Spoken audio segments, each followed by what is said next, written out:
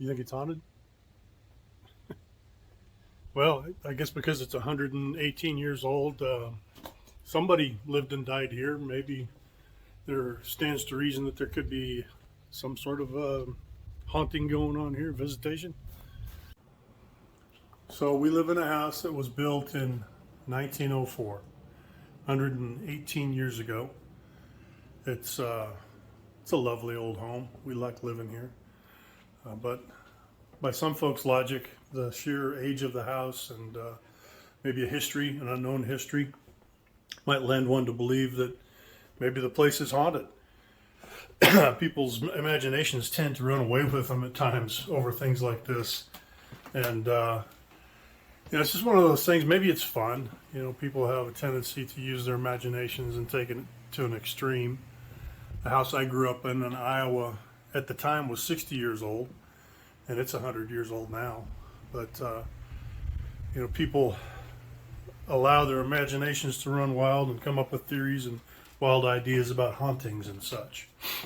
Well, this one's kind of interesting. We moved here about 6 years ago, and I was studying a book at the time. I don't even remember what book it was, but I opened up the book one morning to resume my study of that book, and I found this picture. Never seen the picture before in my life, and asked the kids, if one of the kids, if they'd put it there. Asked Barb if she'd put it there. Nobody knew where it came from, and so we just sort of created our own story around this picture. We live on Jaramillo Road in Berlin, and so we named this lady Andalicia Jaramillo, and we just made up a story about Andalicia. And I honestly think that's how most ideas, most visitations and hauntings get started, is with some wild idea, a little creativity behind it, and people just decide that their house is haunted based on that. Well, we're going to talk about hauntings from a spiritual perspective today. Let's look at a Bible verse or two that might help us to gain a better understanding of how we should view this whole idea, this prospect of paranormal activity. Look at Ecclesiastes chapter 9. If you want to look in your Bible, turn to Ecclesiastes chapter 9. And let's look at verses 5 and 6. Ecclesiastes 9, 5 and 6. And it says, "For the living know that they will die, but the dead know nothing, and they have no more reward, for the memory of them is forgotten. Also their love, their hatred, and their envy have now perished. Nevermore will they have a share in anything done under the sun." So the writer of the Proverbs in Ecclesiastes, Solomon, gave us an inspired indication that after we pass this world, after we leave, we have no more knowledge of what happens here. And everything that happens from that point forward is having to do with the view towards the spiritual. And so this passage is in the book of 1 Samuel, and you may be familiar with it. It has to do with a medium or a witch that Saul was seeking. He wanted some answers. And I think we know at this point Saul was pretty much in a terrible condition, spiritually speaking. He was trying to find his way back to God, and he was looking to use corners or take corners and shortcuts to try to find his way back to God. But he had already been told that he wasn't accepted as a king. And so in 1 Samuel chapter 28, beginning in verse 7, it says, "And then Saul said to his servants, 'Find me a woman who's a medium, that I may go to her and inquire of her.' And his servants said to him, 'In fact, there is a woman who is a medium at Ender.' And so Saul disguised himself and put on other clothes, and he went, and two of his men with him. And they came to the woman by night and said, 'Please conduct a seance for me, and bring up for me the one I shall name to you.' Then the woman said to him, 'Look, you know what Saul has done. He's cut off all the mediums and the spiritists from the land. Why then do you lay a snare for my life and cause me to die?' And Saul swore to her by the Lord, saying, 'As the Lord lives, no punishment shall come upon you for this thing.' Then the woman said, 'Whom shall I bring up for you?' And he said, 'Bring Samuel for me.' But the woman saw Samuel. When she saw Samuel, she cried out with a loud voice. And the woman spoke to Saul, saying, 'Why have you deceived me? For you are Saul.' And the king said to her, 'Do not be afraid. What do you see?' And the woman said to Saul, 'I saw a spirit ascending out of the earth.' So he said to her, 'What is his form?' And she said, 'An old man coming up, and he is covered with a mantle.' And Saul perceived that it was Samuel, and he stopped with his face to the ground and bowed down, or he stooped down. And so I want to stop there, because it's not so much what happened after that, it's what happened before that. This woman who was claiming to be a medium for the benefit of Saul brought up this spirit. And when this spirit actually appeared or manifested itself, note her reaction. She's shocked. She's terrified.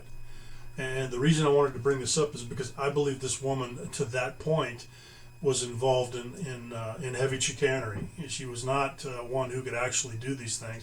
And I don't believe any spiritualist ever is one who can do these things.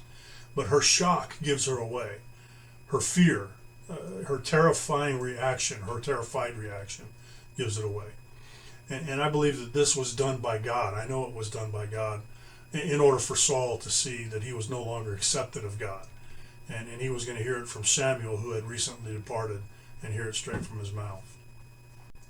So why is this a big deal? Well, I think people, even religious people, tend to put a lot of foundation on departed spirits, people that have gone on before them. So often, I'll see or hear someone say something to the effect, well, I know my departed father or my late mother is looking down upon me and smiling for what I just did. That's a lot of conjecture and a lot of assumption based on no evidence whatsoever. We've already seen a passage from Ecclesiastes that said the dead have nothing to do with the living once they pass on into the next realm. They're no longer a part of what's going on here and now. And my inclination is to believe they have no interest in what's happening here. They're focused solely on the spiritual realm. Another thing I wanted to throw out before closing this is everybody is somewhat familiar with Harry Houdini. He was an escape artist, a magician, back late in the 19th century and early in the 20th century. And toward the end of his career, he got very interested in spiritualists and seances and different kinds of things like that. And Harry Houdini put out an advertisement that offered up $10,000 for any spiritualist or any seance artist that could fool him or could make him believe that they were actually bringing back departed spirits from the grave to speak to their loved ones. And for 10 years he had that offer out on the table, and no one was able to fool him.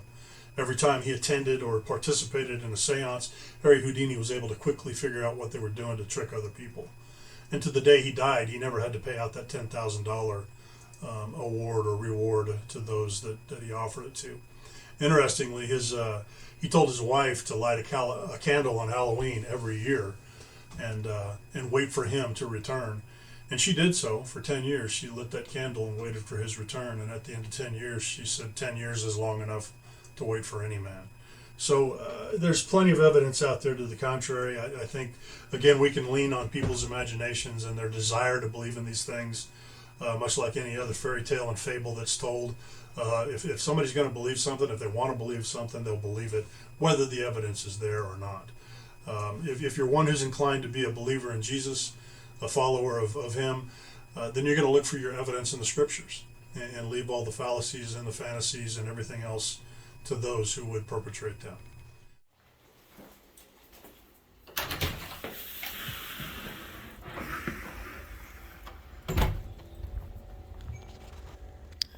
Well, my turn, I guess, to practice a little bit of conjecture, a little bit of one of my theories that I've held to for several years. During the video, I mentioned that most of the time you can pretty much explain away any sort of paranormal activity with basic physics. You can kind of figure out what's going on with the atmospheric conditions, or if somebody's practicing a little bit of trickery or whatever the case may be. But I think there's times that things are just unexplainable, and as a result you just have to maybe chalk it up to being unexplainable.